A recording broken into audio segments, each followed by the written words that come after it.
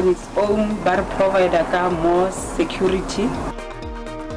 Takamuti tase Omonde View tudane nase Nazareth lapho iqembu leANC lelibusako litabe libambe ingqungquthela yalo yemashumi lasihlanu nakuhlanu khona lithi kudzingeka kwakhiwe ematfuba emisebenti. As a disciplined member of the ANC, I vote yes. Liqembu leANC seliqale uhlelo lwekonzisa tigwegwe lilunga lesigungu lesisetulu kule nhlangano Dr. Nkosazana Dlamini-Zuma.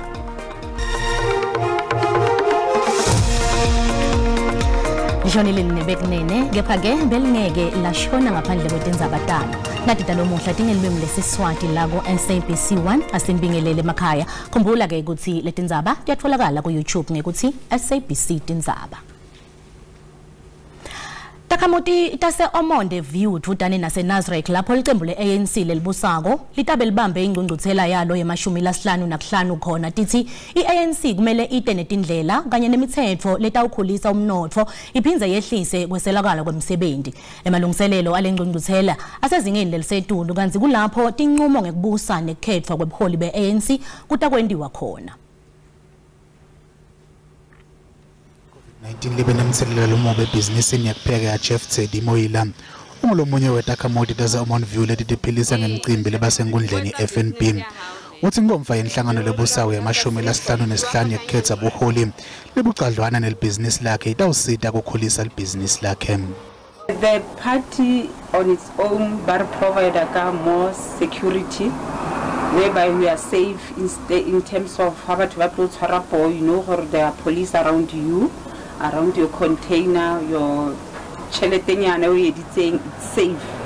Ule ngomfa kutawukhethwa emalunga langemashumi lasiphohlongo elikomiti lelibuke kusebenza kwe-ANC sigungu sebaholi lesisetulu namengameli walenhlangano. Takamuti tase Omonde View ticele laba labanemandla ekubuka kusebenza kwalelive ukuthi babuke nendzaba yekuswelakala kwemsebenzi kuleli. We saw an opportunity, especially with our SMMEs, youth, women, and community at large. They could come here, sell. We have demarcated different stalls. They can sell from clothing, food, whatsoever they want to sell. Lengomfa letawuthatha emalanga lasihlanu itawuphela ngolwesibili. Busenjalo inkantolo eningizimu neGauteng isicithile isicelo semalunga eANC lahambisana nohlangothi loluthi Halema disputed NEC lapho bekathi khona loluhlo lwamagama ebantu labakhala isigungu lesisetulu seANC aluqithwe ngobe alusilo lolungelo. Lokuvela nje lengomfa iyaqala kusasa. Kulizile ukuthi kukhethwe emagama langetekile esigungu lesisetulu langamashumi lasiphohlongo kule ngomfa. Ekucaleni lelicembe lifuna iANC ukuthi likhombe lonke loluhlu lolukhethwe ngamagatsha lenhlangano njengoba lunjalo lekuyinto lengakendeki. Noma kunjalo umme walelicembe ufezeka amahana uthi uma ubuka loluhlu vele kukhona ukuthi kukhona lokungahambanga kahle. It's clear from this that there's no way that the conference would be able to rely on that final list when there are these inconsistencies, glaring irregularities, my lady. Over and above the first inconsistency that is clearly at play of having failed to collate the branch nominations in the manner prescribed by the rules of the Electoral Commission itself.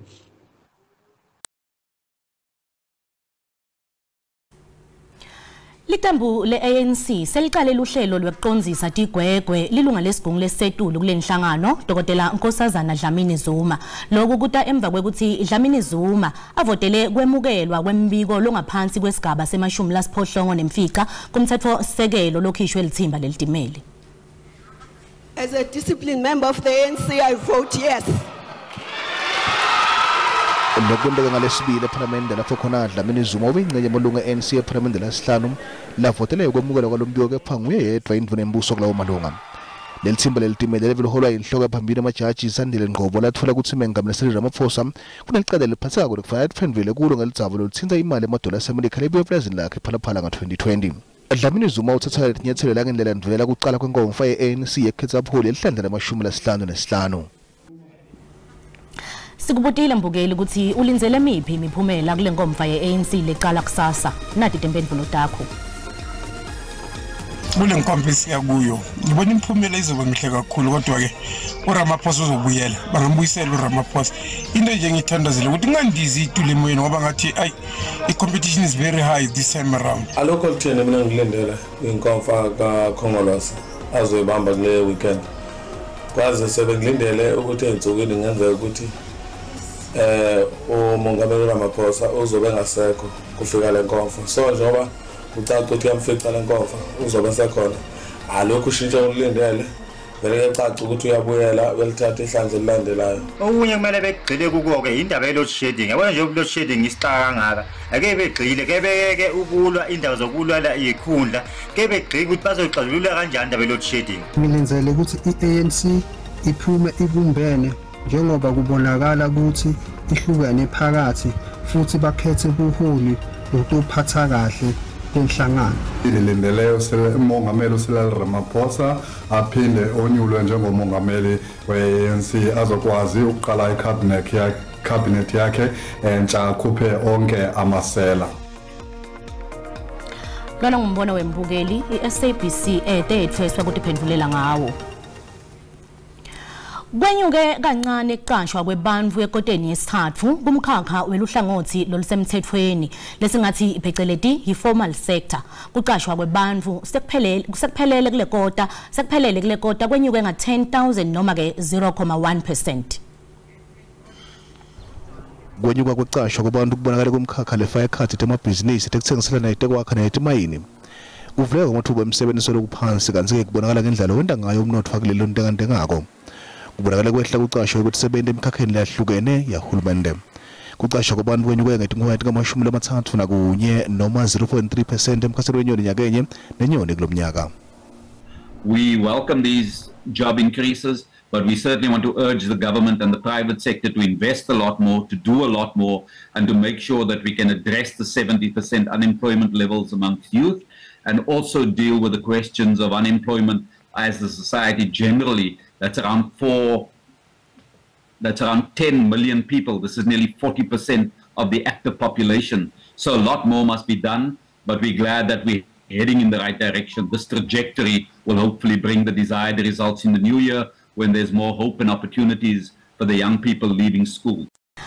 Banikati betimoto eJozini lesenyakatho nesifundza iKwaZulu Natal bakhala le-smartphones kulandzela kunyuka kwetibalo tekwebiwa kwetimoto kulama holiday yakhisimusi eketeni lelihlanganisa leyandzawo nemave langibomakhelwane takhamuti takulendzawo lengumakhelwane neligede leMozambique tithi tinyukile tibalo tekwebiwa kwetimoto sukela ekupheleni kweliviki lenyanga yeLweti.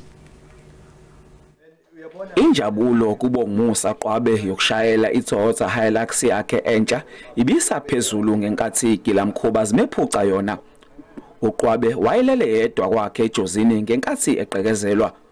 Ukhumbula ukuthi igilamkhuba ezayihlome ngeibhamu zaqala zamshaya zifuna azinike isibhamu. Zithe uma ibona ukuthi akenaso zambopha izandla zamfaka emotweni yakhe zahamba naye zibheke emngceleni. Lapho bangishiya khona ehlathini khona abanye abantu esabafica lapho ehlathini okwakuthiwe mabangigade thili bona bahamba sebehamba nemoto laba bebengithathe lapho ngasala nalabo abayithiwa bebengigadile ke lapho. Lokhu waqala ngoQwabe. uThulani Mpontshane wayebuya kothela uPhesloli ngenkathi ehlaselwa egcekeni ngabantu angabazi. Ukhumbula ukuthi wathunjwa amahora angaphezulu ka8 ehlathini elingasemngceleni abanye bashaya bachitha nemoto yakhe. Insizwa nje ifake ama-AK gaxa ama-AK ama-shotgun ngalana ezangihlukumeza ke lezo insizwa seyifuna imali ke manje zona. Usho ukuthi wena unemoto enhle kangaka awuna 100,000 awuna 50,000 uyadlala wena. Umphakathi ukholwa ukuthi laba ngabantu abasebenzisanayo. Umzana uNdotho ucele uMinister ngeke ngamcela ukuthi akafike eJozini akazange azafike. Namanje ngoba ngikhuluma nawe msakazi ngibhale incwadi ngomhla ka14 October ngayithumela kuye ofisini lakhe ngafona ngaconfirm bathi bayitholile. Ngimcela ukuthi akafike ngokubona sona isimo lesi esingapheli. Imizamo yokuthola amaphoyisa ayiphumelelanga. Bongani Gema indaba ze SABC Jozini. Kulamalanga lambalwa lengcile kuthi kameteke kuhamba kwetitfuthi temphakathi eSwatini lapho khona kulokunye kwakhona bekuvakalisa kungahambisani negcinwa estoksini kwamalunga eParliament lamabili lekungumthandeni Dube nabacede emabuza. Lamalunga eParliament abevele enkantolo ngalesibili kuyolalelwa sicelo sawo sebhayili lapho khona loldzaba lwahlehliselwa elangeni lalomuhla. Lomuhla ke lamalunga eParliament avelile enkantolo lephakeme lapho sicitwe khona lesicelo sawo sebhayili. Kuva kabanti ke ngaloku sikhulumisana nemengameli wenhlangano yabothishela eSwatini Mbongo Dlamini lomunye lobekalihambela lelicala. Asikubingelele Nkosi sikwamukele Tindzabeni tesiSwati la ku SABC 1. Simukele sibonga thathwethu kwemukeleka sivusele wena sivusele futhi nebabukeli. Ungasithi fahla kancane ngalokwendeke enkantolo lomuhla nane kuthi ke emva kwelesinqumo kusuka lapha kuyiwapi? Thathwethu angichaze nje kafishane lokuthi namuhla lebekade kutele ukuthi Tindzaba letimbili lebekumele ukuthi lijudge Mbamsi Dlamini lithi express kulo noma likhokhe ijudgment kulo. Yekucala indzaba ukuthi uhulumende bekade asende isicelo sokuthi aphindze alethe bofakazi labasha ngoba abathule bonke bofakazi bakhe yaqhubeka licala walivala ngoba bekasaqedile ukuthula ubufakazi but ke aqhubeka nema MPs athula tabo babofakazi emva kwaloko uhulumende ubeseke so wenda isicelo sokuthi ucela kungeda lobunye ubufakazi kube nafakazi lomnyela mngedabo. Lesingakusho ukuthi lijudge lisicithile leso sicelo sahulumende sekuthi avulele licala kabusha ukuthi alethe bofakazi bakhe labasha. Ubese ke emva kwaloko futhi lesibheke ukuthi namuhla lijudge phindze lithule futhi sijubo mayelana nesicelo sebhayili sabo bahlonishwa. Lokwentekile ke namuhla ukuthi nanaso leso sicelo futhi lijudge liphindze futhi lasijika ngemfasteni. Lubuyela nini loldzaba enkantolo? Kanti ke yini lobona kungenda inkantolo ukuthi ithathe isinqumo lesehlukele kunalesi salomuhla? Thathwethu licala litawubuyela nakuvula inkantolo lele naseliyophela inyanga yakhe January. Lapho ke khona iqiniso lesisibonako emaswati lesitalikhuluma futhi silibone ukuthi kude indlela lesibona ngayo ukuthi inkantolo kangangwane noma kumbe inkantolo lenkulu elivela kangwane itimisele ngalo kuba niketa ijustice bahlonishwa ikakhulu ngoba emva kokuthi bathule ubufakazi ababuthulako kude lapho khona bofakazi bebakade bakhona laba bebakade bahlanganisa kucala laphetile uhulumende nabahlonishwa. Besibhekile ukuthi emva kokuthi kubonakala ukuthi kude kucala lokuhambelana nebahlonishwa uhulumende befanele ukumbeke lijudge befanele ukuthi likhokhe isijubo sokuthi liyabaniketa ibhayili lokulandzela ukuthi kude lebekade solokwendeka. Simangeleke ukuthi sikwendekile njalo ukuthi lijudge ivele lapho kangakusobala ukuthi bahlonishwa batawuchubeka babuyele ngekhathi ejele. Ke simo nasikanjena kude la siyakhona kulahleka lithemba ikakhulu ukuthi enkantolo kukhona lokuyake kusite kwente bahlonishwa ukuthi baphume ngaphandle kokuthi kube nemaswati lasikumako indlela yokukhulumisana nahulumende ukuthi uhulumende akende lushintsho letawubukela ukuthi bahlonishwa noma kube nejustice emveni lakamva. Asibonge Dlamini isikhathi sakho.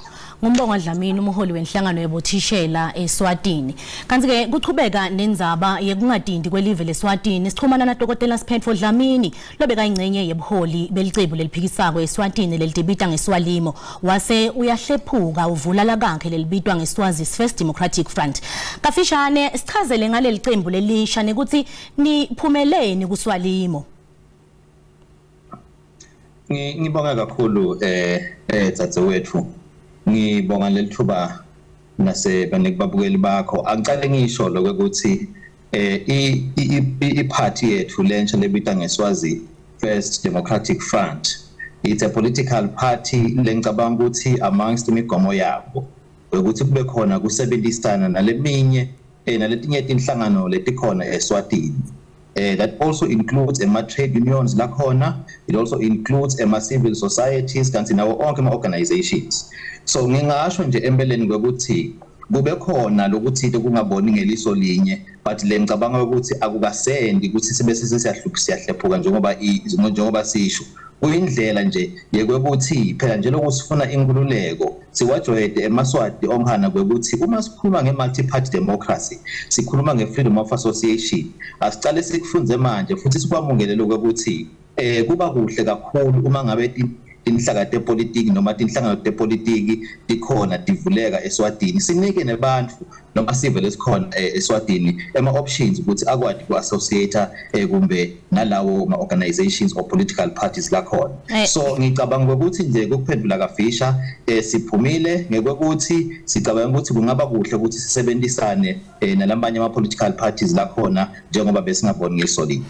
Dlamini nibukeka ningakwadi kusebenzisana kahle nimacembu lafuna kuphikisana eSwatini yini le nto nicabanga ukuthi ningaphumelela khona lelive?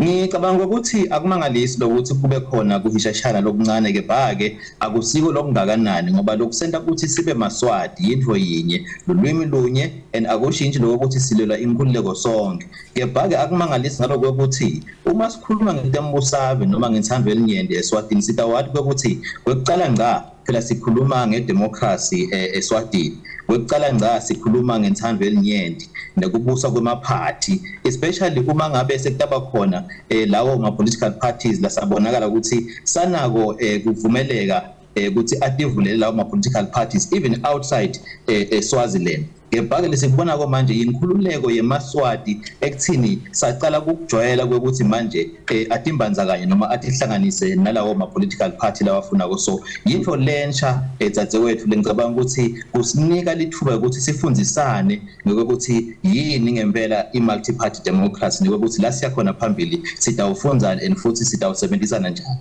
Dlamini nithini ngemaswati ladvungekile latfola esabela impilo tawo?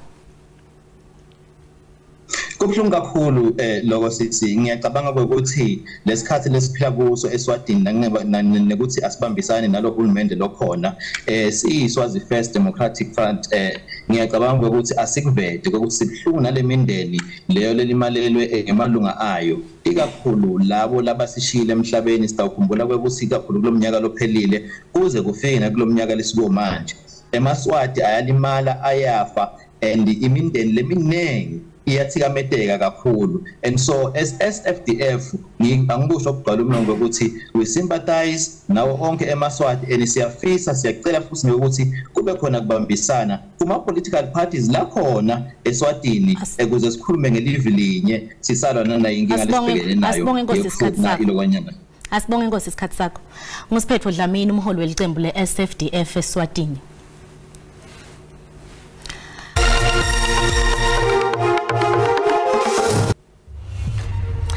Kucala phatha lomuhla asiphindze futhi sihlangane ngalokutako ungakhohlwa kubukela Tindzaba desindebele kusasa.